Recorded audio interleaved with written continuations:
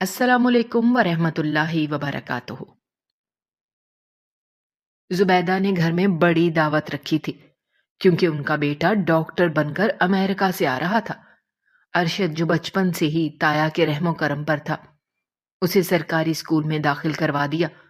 वो रात भर किताबें पढ़ता रहता था और आज जब जुबैदा के घर में दावत थी, वो फखर से अपने बेटे के किस्से सबको सुना रही थी। अचानक सब लोग दरवाजे की तरफ फूलों के हार लेकर दौड़े ताकि दावत में आने वाले असिस्टेंट कमिश्नर को वेलकम करें। जुबैदा ताई भी भागी भागी गई और जब कमिश्नर को देखा तो होश उड़ गए क्योंकि वो तो। मैं खामोशी से एक तरफ खड़ा जीशान को देख रहा था जो आज घर में उछलता फिर रहा था।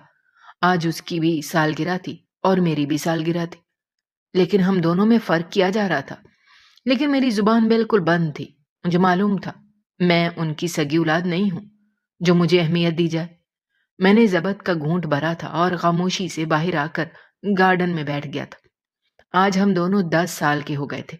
जीशान को एक महंगे स्कूल में लगाया गया था, लेकिन मेरे हवाले से घर में बात भी नहीं हुई थी। मेरा दिल बहुत ज्यादा उदासी में डूबा हुआ था। अभी कुछ ही देर गुजरी थी जब अचानक मुझे मेरे नाम की पुकार सुनाई दी। मैंने पलट कर देखा तो ताई मेन दरवाजे पर खड़ी हुई थी। मैं खामोशी से उठकर उनके पास चला गया था। मैं कुछ कहता इससे पहले ही वो बोली, बेहतर होगा आज रात तुम इसी तरह घर से बाहर रहना। मेरे बच्चे की सालगिरह है। मेरे बहन भाई आएंगे, रिश्तेदार आएंगे और दोस्त अहबाब भी। मैं किसी से भी तुम्हारा तारुफ नहीं करवाना चाहती। बेहतर होगा कि तुम घर से बाहर रहो और जिशान में घुसने की जरूरत नहीं है। तुम्हारी इन फजूल हरकतों की वजह से वो भी बिगड़ रहा है। उनकी बातें मेरा दिल चीर रही थी। कहने को उन्होंने सख्त जुमले नहीं कहे थे, लेकिन आज मेरी सालगिरह थी। हर इंसान की तरह आज मैं भी अपनी सालगिरह के दिन खुश होना चाहता था, लेकिन हर इंसान को तमाम सहूलतें नहीं मिलती। मैंने इस बात को दिल ही दिल में कबूल कर लिया था और जी बोलकर वापस बाहर आकर बैठ गया था। कब मेरी आंखों से आंसू बहने लगे मुझे पता ही नहीं चला था। मेरे पैदा होने के बाद अम्मी अब्बू में हर रोज झगड़े रहते थे। अम्मी की ख्वाहिश थी कि उनकी पहली औलाद बेटी हो, लेकिन बदकिस्मती से मैं दुनिया में आ गया था। आज के दौर में और पिछले दौर में लोग बेटी की पैदाइश पर खुश होते थे, लेकिन मेरे माँ बाप ने मेरे पैदा होने पर नाक मुंह बनाए थे। अम्मी अब्बू हर आए दिन झगड़ा करते थे। अबू फिर भी मेरे हिस्से का बोल लेते थे कि तुम्हें क्या हो गया है, हमारे घर बेटे की पैदाइश हुई है, तुम बुरा क्यों मान रही हो। जबकि अम्मी हमेशा एक बात कहती थी, अगर दिल की तमन्ना पूरी ना हो तो ऐसी औलाद का क्या फायदा।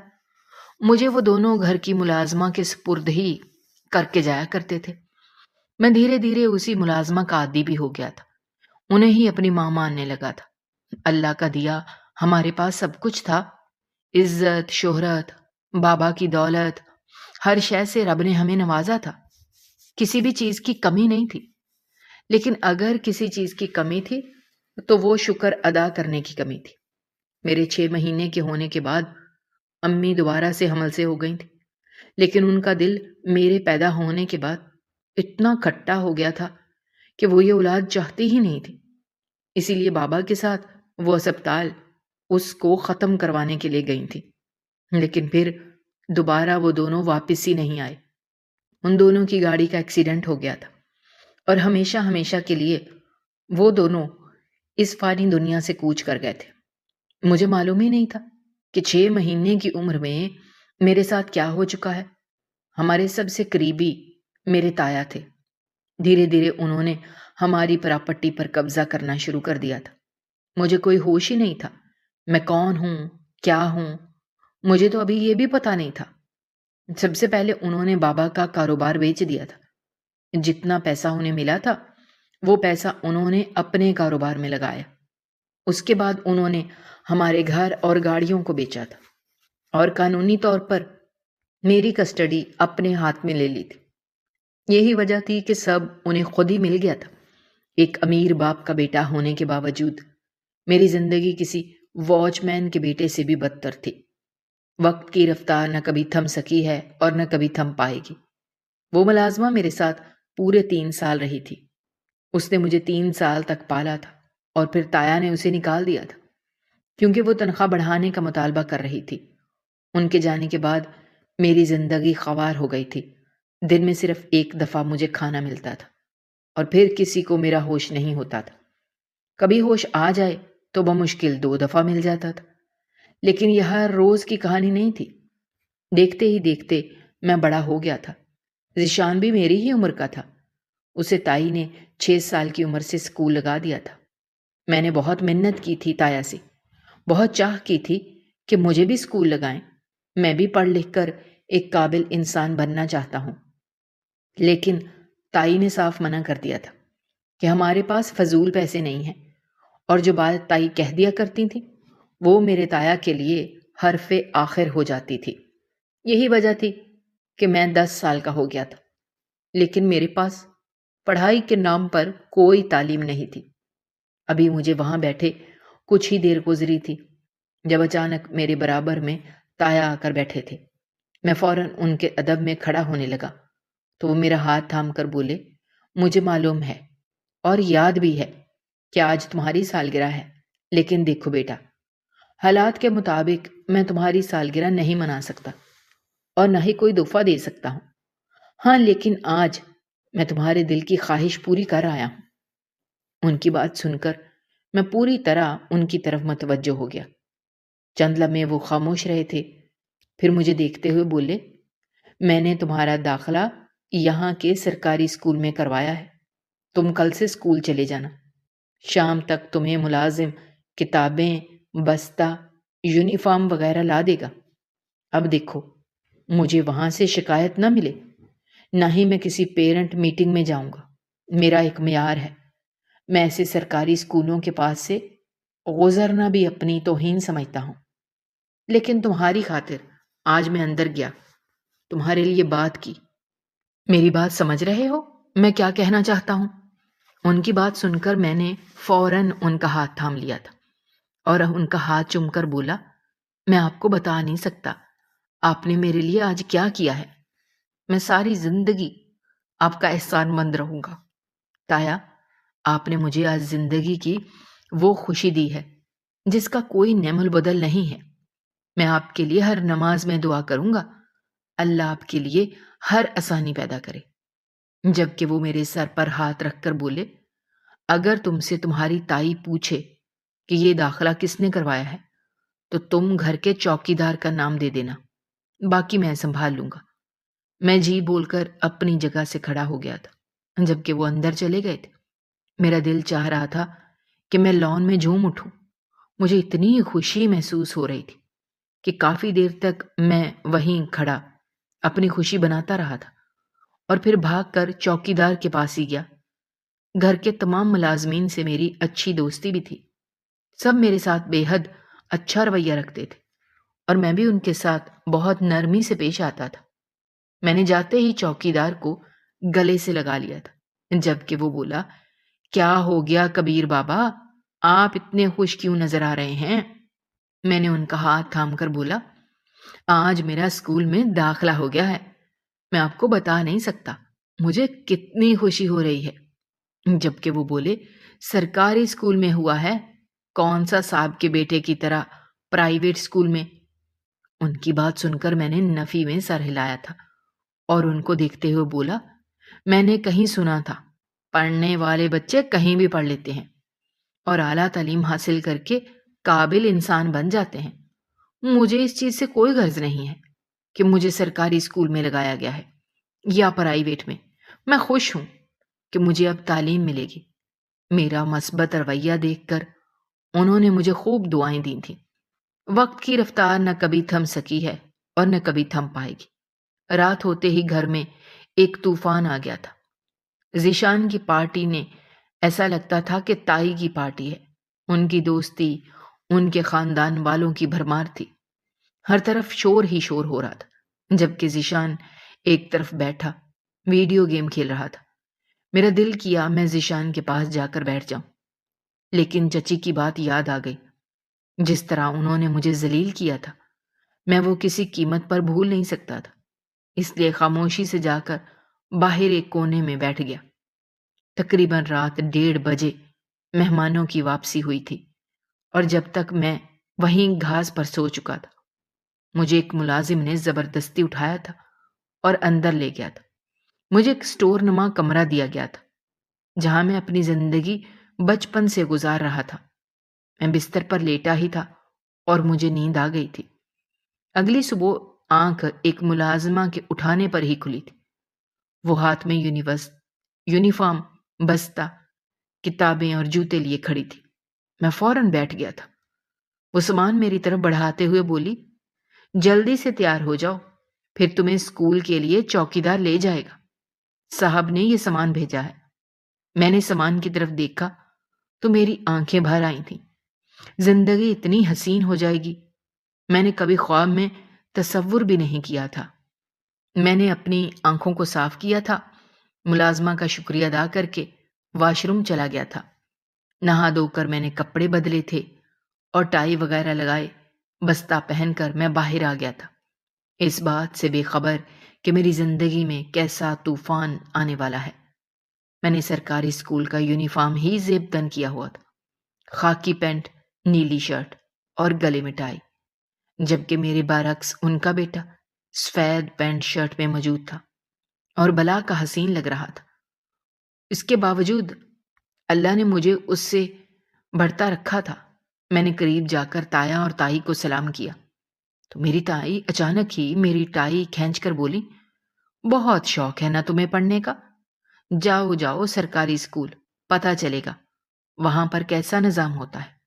تمہارا جو دماغ چل رہا ہے نا، میں تمہیں شام میں بتاؤں گی، اور اس چوکیدار کا تو میں اچھے سے بندوبست کرتی ہوں جس نے میری اجازت کے بغیر یہ قدم اٹھایا ہے۔ میں نے گھبرائی ہوئی نظروں سے تایا کو دیکھا تھا جو مجھے نظروں ہی نظروں میں جانے کا اشارہ کر رہے تھے۔ میں بنا کچھ بھی کہے باہر کی طرف بڑھ گیا تھا۔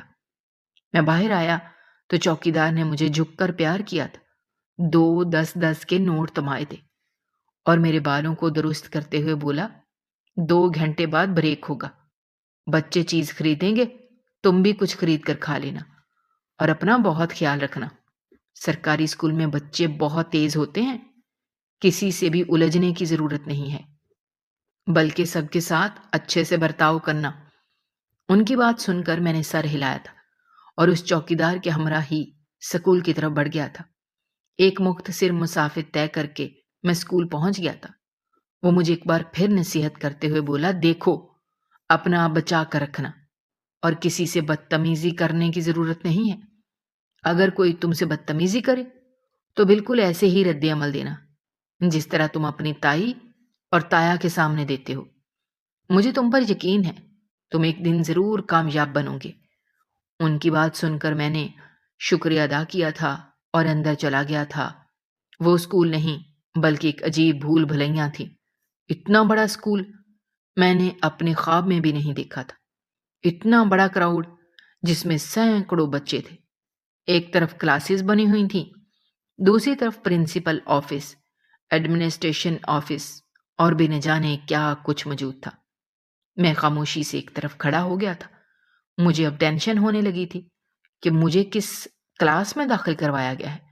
مجھے تو صرف یونیفارم، بستہ اور کتابیں تھمائی گئی تھیں، یہ تو بتایا نہیں گیا تھا کہ میں کس کلاس کا طالب علم ہوں۔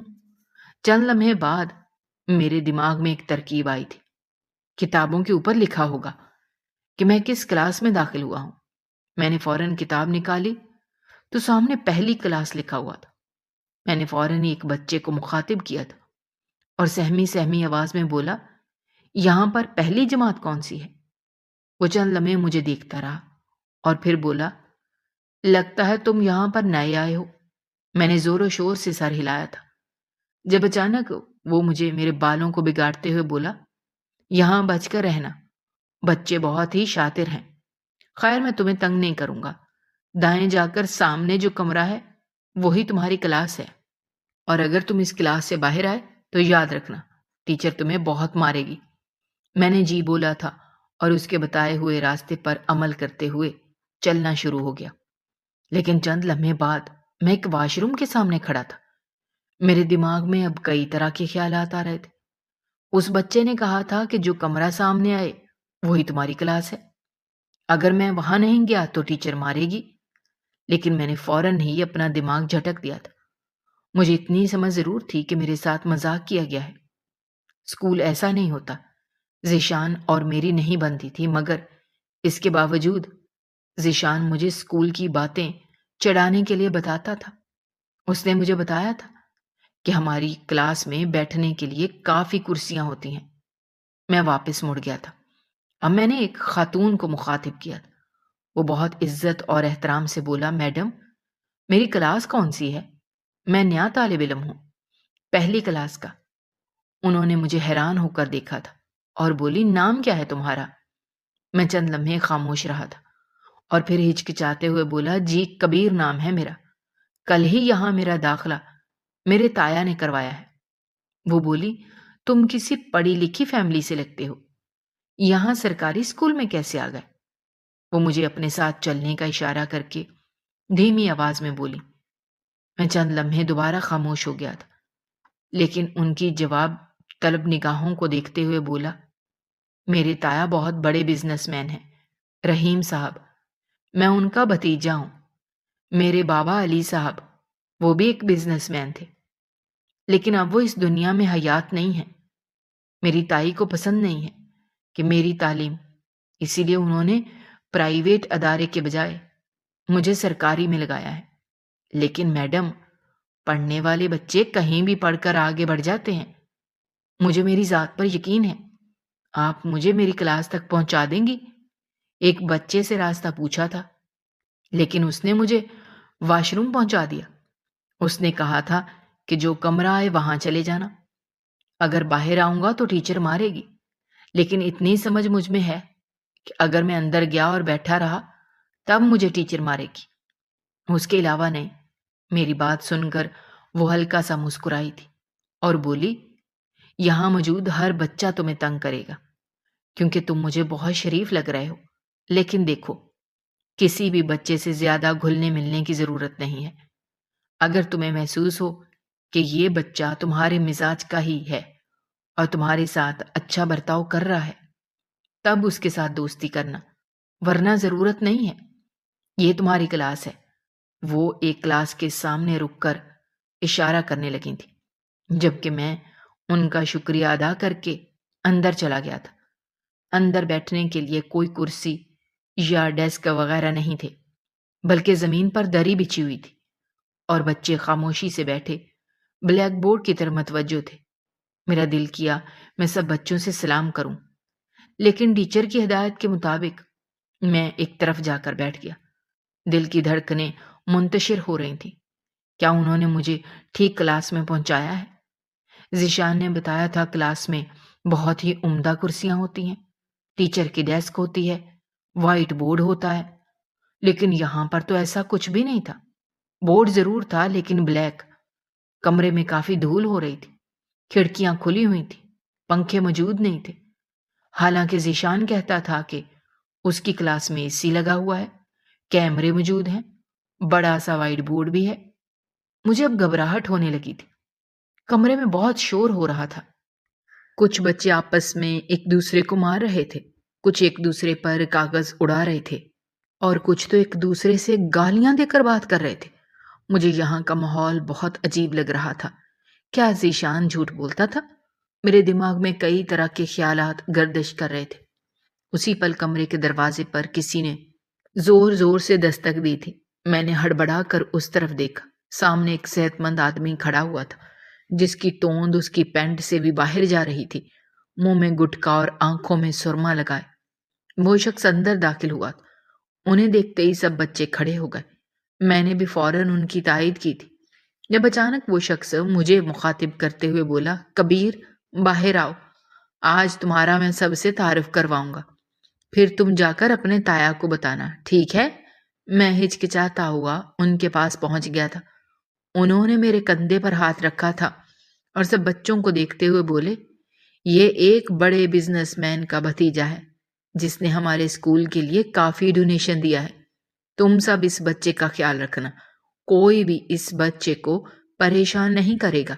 और हाँ, इसके साथ अच्छी अच्छी बातें करना, पिछला सिलेबस इसको दे देना अगर किसी के पास मौजूद है, वरना कोई ज़रूरत नहीं।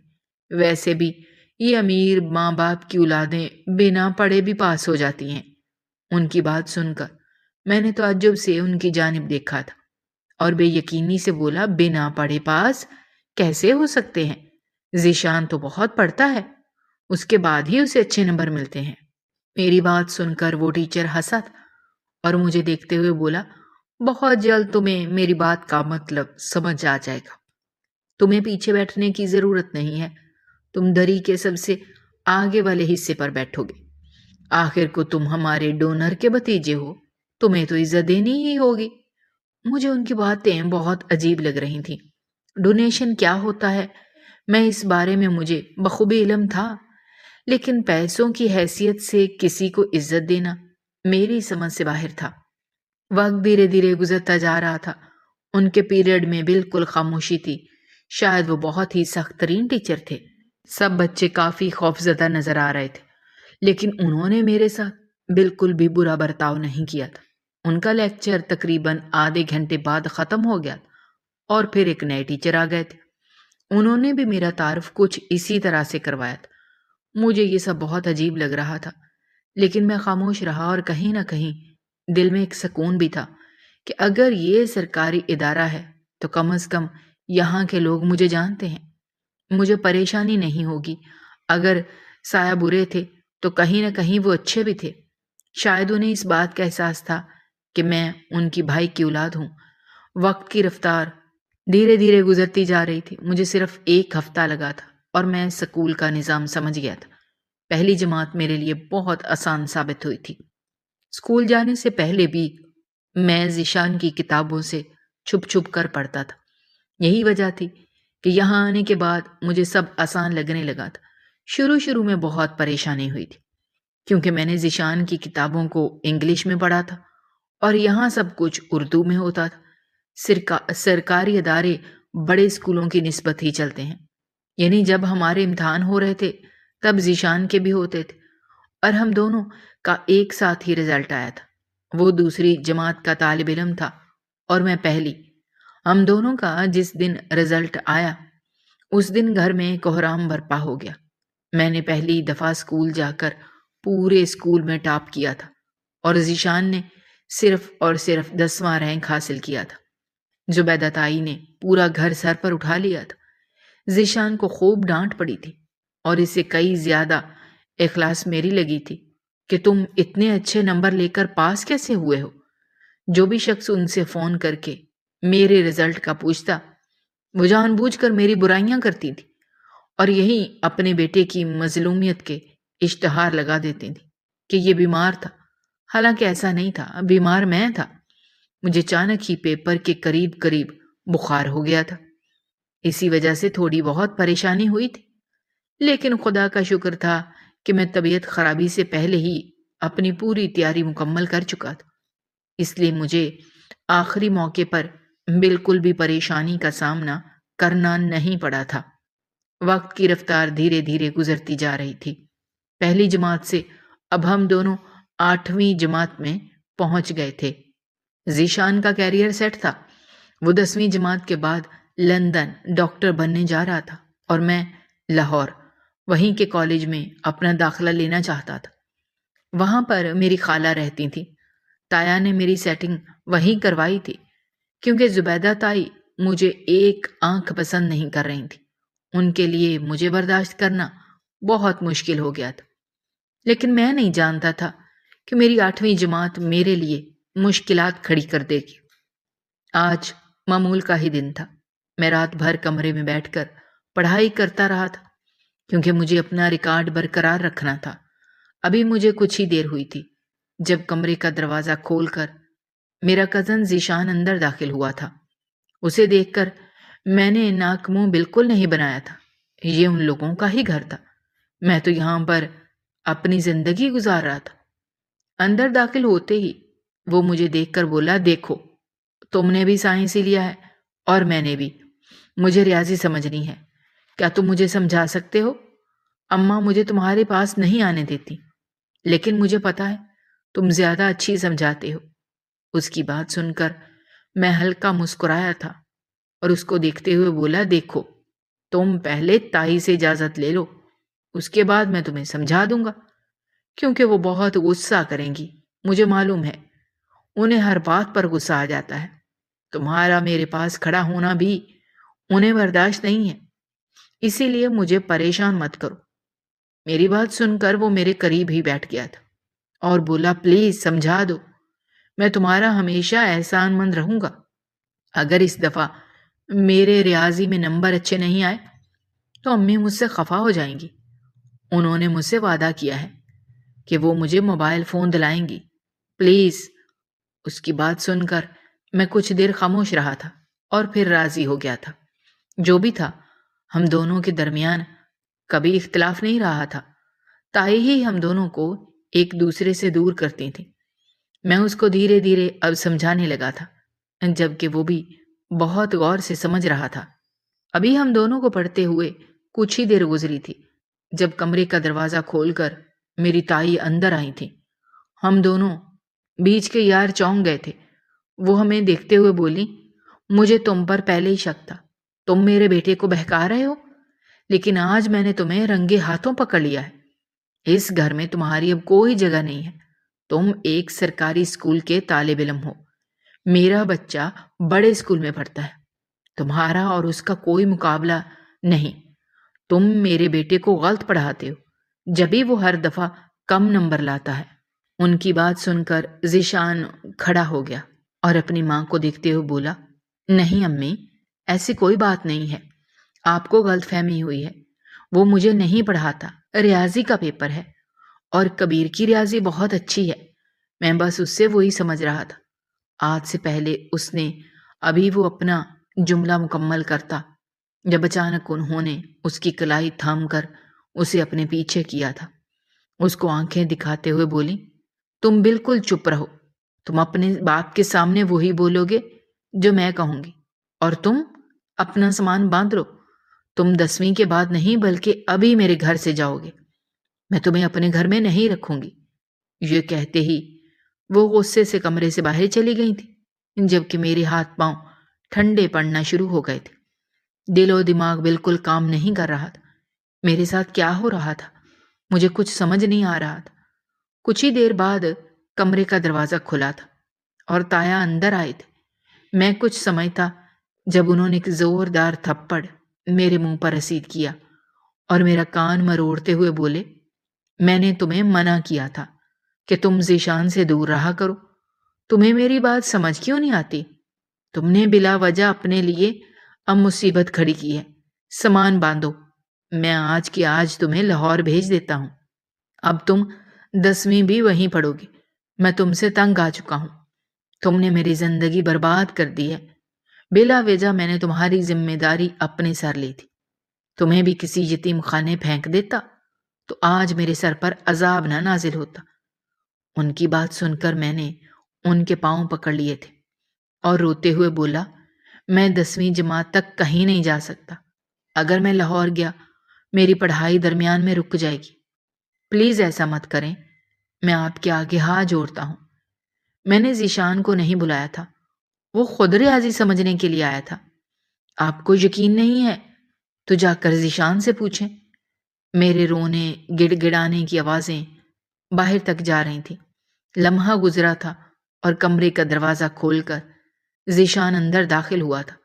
اس کے پیچھے ہی اس کی ماں بھی اندر آئی تھی۔ وہ میرے سامنے آ کر کھڑا ہو گیا اور اپنے باپ کی آنکھوں میں دیکھتے ہوئے بولا، اگر آج کبیر اس گھر سے گیا تو یاد رکھنا میں بھی یہاں سے چلا جاؤں گا، میں بورڈنگ اسکول میں چلا جاؤں گا، میں آپ دونوں سے ملنا پسند نہیں کروں گا، آپ لوگ میری وجہ سے کبیر کو تکلیف نہیں دے سکتے، اس نے مجھے منع کیا تھا، یہ مجھے پڑھانا بھی نہیں چاہتا تھا، میں نے ہی ضد کی تھی، اور آپ دونوں چاہتے ہیں کہ میرے نمبر اچھے آئیں، جب ہی محنت کر رہا تھا کہ کسی بھی طرح میں اچھے نمبر حاصل کر لوں، لیکن آپ لوگوں کو عزت راست نہیں ہے، اگر آپ کبیر کو اس گھر سے نکال رہے ہیں تو پھر مجھے بھی نکال دیں، کیونکہ جرم میں ہم دونوں برابر کے حصے دار ہیں۔ ذیشان اتنے غصے میں تھا کہ وہ کچھ بھی سننا نہیں چاہتا تھا۔ چہرہ لال سرخ ہو چکا تھا، جبکہ میں تو خاموشی سے ایک طرف کھڑا ان کا تماشا دیکھ رہا تھا۔ چند لمحے بعد زبیدہ تائی مجھے دیکھتے ہوئے بولی، تم نے خوب جادو کیا ہے میرے بیٹے پر، تمہیں تو میں ایک دن اچھے سے پوچھوں گی۔ چلو ذیشان کہیں نہیں جا رہا، تمہارا چہیتا کبیر، لیکن ایک بات تم دونوں دھیان سے سن لو، اگر مجھے تم دونوں ساتھ کھڑے ہوئے بھی نظر آئے تو میں اس میں کبیر کو جان سے مار دوں گی۔ ابھی تم مجھے جانتے نہیں ہو۔ یہ کہہ کر وہ پاؤں پٹکتے ہوئے وہاں سے چلی گئی تھی، جبکہ ان کے پیچھے ہی تایا بھی جا چکے تھے۔ ذیشان میری طرف مڑا اور کان پکڑ کر بولا، میری وجہ سے تمہیں اتنی باتیں سننی پڑی، مجھے معاف کر دو، مجھے تمہارے پاس آنا ہی نہیں چاہیے تھا۔ بس ریاضی میں بہت زیادہ پریشانی آ رہی تھی۔ اس کی بات سن کر میں چند لمحے خاموش رہا تھا، پھر کچھ سوچ کر بولا، تم شام کے وقت پارک جاتے ہو نا؟ اس نے سر ہاں میں ہلایا۔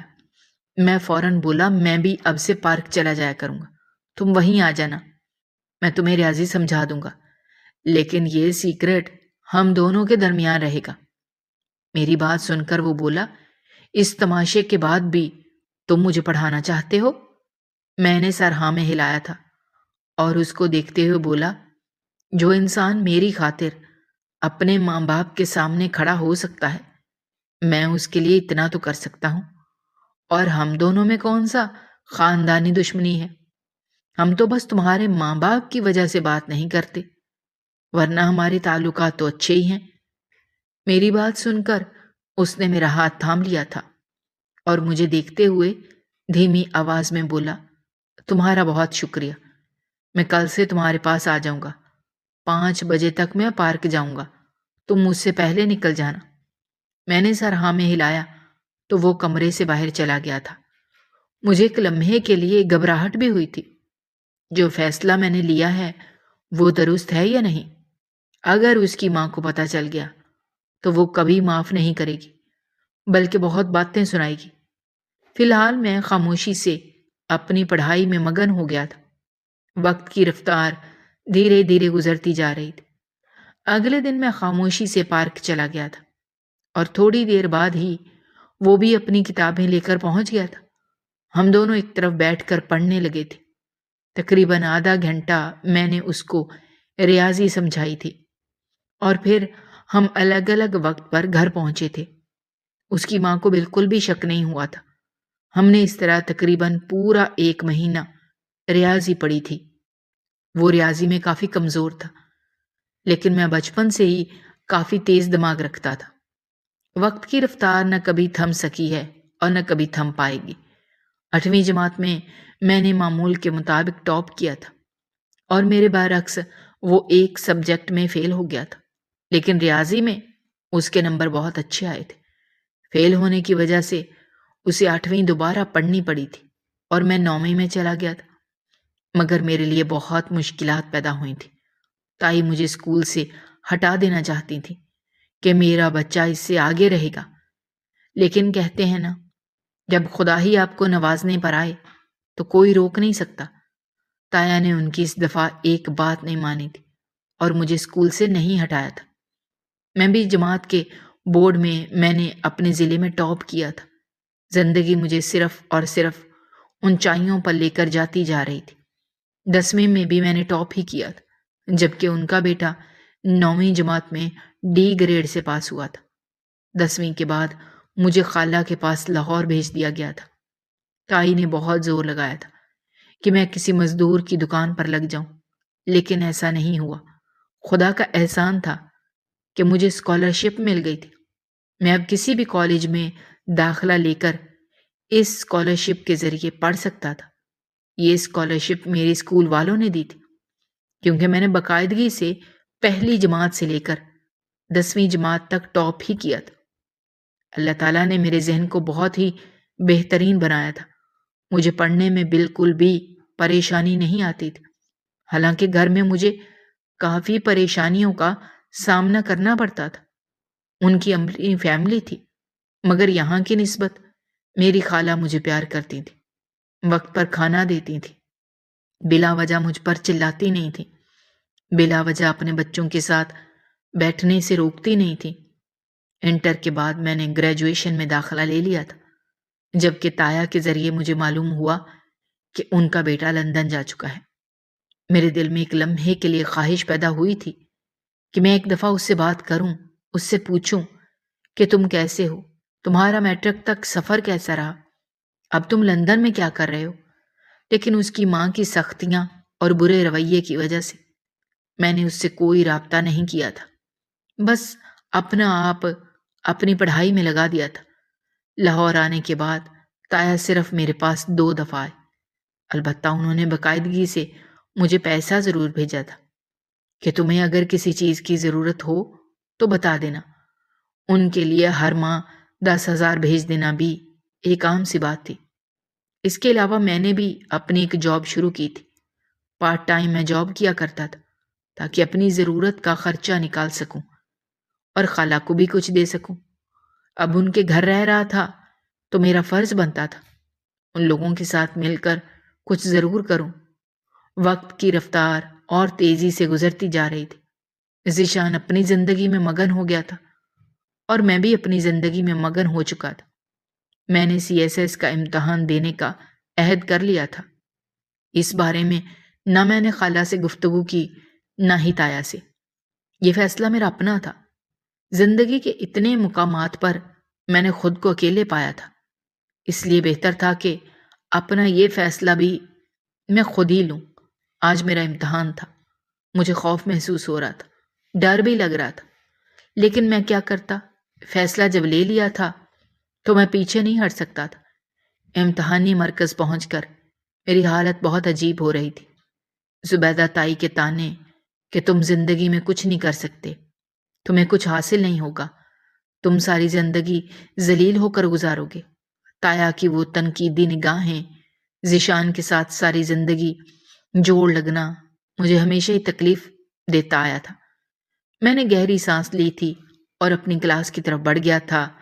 ڈیسک پر بیٹھ کر مجھے بہت گھبراہٹ ہو رہی تھی، لیکن جب پرچہ آیا اور میری نظر اس پر گئی تو مجھے دھیرے دھیرے سکون ملنے لگا تھا، کیونکہ ہر سوال مجھے آتا تھا۔ میں نے اللہ کا نام لے کر لکھنا شروع کر دیا تھا۔ جیسے جیسے میرا قلم چل رہا تھا میرے دماغ کی بتیاں روشن ہوتی جا رہی تھیں۔ میرا پرچہ 3 گھنٹے کا تھا، جو میں نے تقریباً 2.5 گھنٹے میں پورا کر لیا تھا، لیکن میں نے ٹیچر کے ہاتھ میں پرچہ نہیں تھمایا تھا۔ پورے 3 گھنٹے میں نے اپنا پرچہ اپنے ہاتھ میں رکھا تھا اور پھر ٹیچر کو دے دیا تھا۔ مجھے یقین تھا کہ میں کامیاب ہو جاؤں گا، لیکن CSS کے بارے میں نے سن رکھا تھا کہ انسان کبھی بھی جلد کامیاب نہیں ہوتا، اسے بہت سی مشکلات کا سامنا کرنا پڑتا ہے۔ میرا رزلٹ پورے 2 ماہ بعد آیا تھا۔ میں اپنے کمرے میں بیٹھا خالہ کے چھوٹے بیٹے کو ریاضی سمجھا رہا تھا جب میرا کزن کمرے میں داخل ہوا اور مجھے دیکھتے ہوئے بولا، کیا ہو رہا ہے کمشنر صاحب؟ تمہیں کیا لگتا ہے تم اتنا بڑا کارنامہ انجام دو گے اور ہمیں پتہ نہیں چلے گا؟ اس کی بات سن کر میں نے حیرت سے اس کی طرف دیکھا تھا۔ وہ میرے قریب بیٹھا تھا اور اپنا موبائل میری طرف بڑھاتے ہوئے بولا، دیکھ لو تمہارا نتیجہ آ گیا ہے، تم اسسٹنٹ کمشنر بن گئے ہو، تمہاری محنت رنگ لے آئی ہے۔ سرکاری اسکول سے پڑھنے والا بچہ آج کمشنر کی پوسٹ پر پہنچ گیا ہے۔ ایسا لگتا تھا جیسے میرے ارد گرد دھماکے ہو رہے ہوں۔ میں اس کو صرف اور صرف بے یقین نظروں سے دیکھ رہا تھا۔ اس نے جب میرے ہاتھ میں موبائل تھمایا اور میری نظریں سکرین پر گئیں، میں دنگ رہ گیا تھا۔ وہ بالکل ٹھیک کہہ رہا تھا، مجھے واقعی اسسٹنٹ کمشنر بنا دیا گیا تھا۔ میں بے اختیار سجدے میں گر گیا تھا۔ آنکھوں سے آنسو پانی کی مانند بہہ رہے تھے۔ دل کی رفتار اتنی شدت پکڑ چکی تھی، ایک لمحے کے لیے میں نے اپنا دل بھی تھام لیا۔ میرا کزن میرے گلے لگتے ہوئے بولا، تمہیں بہت بہت مبارک ہو، تم اب اپنا حصہ اپنے تایا سے مانگو، تمہارے باپ کی جائیداد، ان کا پیسہ، کاروبار، تم سب واپس لو۔ انہوں نے تمہارے ساتھ اچھا نہیں کیا، اپنے بیٹے کو اعلیٰ تعلیم کے لیے لندن بھیج دیا اور تمہیں دھکے کھانے کے لیے سرکاری اداروں میں پڑھایا، تم سب چیزوں کا حساب لو۔ میں نے فی الحال کوئی جواب نہیں دیا تھا۔ کچھ وقت لگا تھا اور میرے تمام کام پورے ہو گئے تھے۔ مجھے نوکری مل چکی تھی اور بہت ہی اچھی تنخواہ ملی تھی، اس لیے میں پرسکون تھا۔ آج معمول کا دن تھا۔ میں نے اپنے آفس میں بیٹھا کام کر رہا تھا جب تایا کا فون آیا تھا کہ تم پرسوں آ جانا، ذیشان لندن سے ڈاکٹر بن کر لوٹ رہا ہے۔ میں نے ایک بہت بڑی پارٹی رکھی ہے، تم بھی آ جانا۔ تمہاری تائی نے بولا ہے کہ سب کے سامنے تمہارا تعارف بھی کروانا چاہتی ہیں۔ میرے تایا کو ابھی تک یہ معلوم نہیں تھا کہ میں اسسٹنٹ کمشنر بن چکا ہوں۔ میں نے صرف ہاں بول کر فون کاٹ دیا تھا۔ میری خالہ اور ان کے بچے مجھے بار بار بولتے تھے کہ تم جا کر اپنے تایا سے اپنا حصہ لو۔ تم اتنی آسانی سے اپنا حصہ جانے کیسے دے سکتے ہو؟ جبکہ میں ہمیشہ محض مسکرا کر رہ جاتا تھا۔ وقت کی رفتار نہ کبھی تھم سکی ہے اور نہ کبھی تھم پائے گی۔ پرسوں میں صبح ہی اپنے تایا کے گھر کے لیے روانہ ہو گیا تھا۔ میری نیلی بتیوں والی گاڑی ایک ساتھ ان کے دروازے پر رکی تھی۔ چوکیدار اور تایا کے گارڈ وغیرہ اٹینشن ہو گئے تھے۔ انہیں لگا تھا کوئی بڑا افسر وغیرہ آیا ہے، لیکن جب میرے نیچے کام کرنے والے سپاہی نے دروازہ کھولا اور میں اترا تو چوکیدار اور گارڈ حیران رہ گئے تھے۔ میں بنا تمام لحاظ بھلائے چوکیدار کے گلے لگ گیا تھا، جبکہ چند لمحے وہ بالکل سن کھڑا رہا تھا۔ وہ کچھ کہتا اس سے پہلے ہی میں مسکرا کر بولا، آپ کا بچہ اسسٹنٹ کمشنر بن چکا ہے۔ میری محنت رنگ لے آئی ہے، آپ کی دعائیں قبول ہو گئی ہیں۔ میری بات سن کر وہ یکدم رو پڑے تھے اور مجھے دوبارہ گلے سے لگا لیا تھا۔ میرے لیے انہوں نے بھی بہت باتیں سنی تھی، مگر اف نہیں بولا تھا۔ میں اب اندر کی طرف بڑھا تھا۔ میں نے دہلیز پر قدم رکھا تھا جب زبیدہ تائی کی آواز میرے کان سے ٹکرائی تھی۔ میرا ذیشان تو ڈاکٹر بن گیا ہے، لندن سے پڑھ کر آ رہا ہے، کوئی معمولی بات نہیں ہے۔ اور وہ کبیر، اس کو میں نے کتنا چاہا کہ وہ بھی اچھی تعلیم حاصل کر لے، لیکن نکما رہا سارے جہان کا۔ اب کوئی مزدوری کر رہا ہے، حالانکہ اس کے تایا نے کہا تھا کہ میرے ساتھ کام کر لو، لیکن بھائی بہت ہی نخرے ہیں۔ ہمیں کیا، مجھے تو بس میرے بچے کی فکر ہے، تھوڑی دیر میں پہنچنے والا ہے۔ ہاں تھوڑا پریشان تو تھا، پتہ نہیں کیا بول رہا تھا، اب آئے گا تو پتہ چل جائے گا۔ میں ہلکا سا مسکرایا تھا۔ دروازے پر دستک دی تو لڑکیوں کی چوڑیوں اور کی برسات ہوئی۔ میں نے مسکرا کر سب کو سلام کیا تھا۔ تمام لڑکیاں تھم گئی تھیں۔ تائی غصے سے میرے پاس آئی تھی، لیکن میرا یونیفارم اور مجھے دیکھ کر وہ لمحے بھر کے لیے حیران رہ گئی تھی۔ اسی پل گھر کے اندر پولیس کی گاڑیوں کی آواز گونجی تھی۔ ہم سب باہر کی طرف متوجہ ہوئے تھے۔ گاڑی سے ذیشان ہتھ کڑیوں میں اور تایا بھی اس کے ساتھ ہی اترے تھے۔ میں فوراً اس طرف بڑھا تھا۔ قریب جا کر معلومات لی تو معلوم ہوا تھا کہ ذیشان نے ایئرپورٹ پر ایک خاتون کو چھیڑا۔ یہاں پر اس کی ماں سے اس کی ملاقات کروا کے اسے تھانے لے کر جائیں گے۔ میں جیسے ہی ان کے پاس پہنچا، تمام آفیسر نے مجھے سلیوٹ کیا تھا۔ تمام لوگ حیران رہ گئے تھے۔ وہ آفیسر میرے جاننے والا تھا۔ میرے بات کرنے پر وہ راضی ہو گیا تھا اور ماہی طلاق کر کے چلا گیا تھا۔ میں کچھ کہتا اس سے پہلے ہی ذیشان خوشی سے چہکتے ہوئے میرے گلے لگا تھا اور مجھے دیکھتے ہوئے بولا، تم آفیسر بن گئے ہو، پولیس کا محکمہ جوائن کر لیا ہے۔ میں نے سر نفی میں ہلایا تھا اور اس کو دیکھتے ہوئے بولا، میں اسسٹنٹ کمشنر ہوں، تم ڈاکٹر بن گئے؟ اس نے سر نفی میں ہلایا تھا اور مجھے دیکھتے ہوئے بولا، تم جانتے ہو میں پڑھائی میں کتنا کمزور رہا ہوں۔ ہاں بس ایک چھوٹی موٹی نوکری کر لی تھی، اب یہاں آ گیا ہوں تو بابا کی فیکٹری سنبھالوں گا۔ اس کی بات سن کر میرے چہرے پر ہلکی مسکراہٹ آئی تھی۔ میں نے پلٹ کر زبیدہ تائی کو دیکھا تو وہ غصے سے اپنے بیٹے کی طرف بڑھی تھی اور اس کے سینے پر تھپڑ مار کر بولی، کیا بکواس کر رہے ہو تم تو ڈاکٹر بن گئے تھے، تم نے مجھ سے کہا تھا۔ جبکہ وہ ان کے گلے لگتے ہوئے بولا، ایسا کچھ نہیں ہے، ڈاکٹر بن جانا اتنا آسان ہوتا ہے اور میں کبیر کی طرح اتنا قابل نہیں ہوں۔ جبکہ میں ایک بار پھر کھلکھلا کر ہنسا تھا اور ان تینوں کو دیکھتے ہوئے بولا، خدا آپ لوگوں کو خوش رکھے۔ میں چاہوں تو اپنا حصہ اب آپ سے مانگ سکتا ہوں، لیکن میں آج آپ پر اپنے باپ کا سارا پیسہ معاف کر کے جا رہا ہوں۔ اگر آپ مجھے سرکاری اسکول میں نہیں لگاتے تو آج میں اس مقام پر نہیں پہنچتا۔ میں ساری زندگی آپ کا احسان مند رہوں گا۔ میں جس حال میں ہوں، جیسا میرا نصیب ہے، میں خوش ہوں۔ اور زبیدہ تائی، میں آپ کا بھی شکریہ ادا کرنا چاہتا ہوں۔ اگر آپ مجھے تانا نہ دیتی تو میں یہ مقام حاصل نہ کر پاتا۔ یہ کہہ کر میں ٹھہرا نہیں تھا، بلکہ وہاں سے نکل گیا تھا۔ باہر آتے ہی میری گاڑی کا دروازہ کھلا تھا اور میرے ساتھ موجود تمام گاڑیاں ایک کے بعد ایک آگے بڑھتی چلی گئی تھیں۔ میں نے زندگی میں صرف ایک سبق سیکھا ہے، کبھی بھی شکایت کرنے سے پہلے انسان کو اپنے گریبان میں جھانکنا چاہیے، جو آپ کو اسی میں خوش رہ کر اپنا مستقبل بنانا چاہیے۔ اگر آپ کے نصیب میں کامیابی ہوگی تو آپ کو کامیابی ضرور عطا ہوگی۔ دوستو، ہماری آج کی یہ کہانی آپ کو کیسی لگی؟ کمنٹ باکس میں اپنی رائے کا اظہار کرنا مت بھولیے گا، اور اگر آپ ہمارے چینل پر نئے ہیں تو چینل کو سبسکرائب کرنا بھی مت بھولیے گا۔ شکریہ۔ اللہ حافظ۔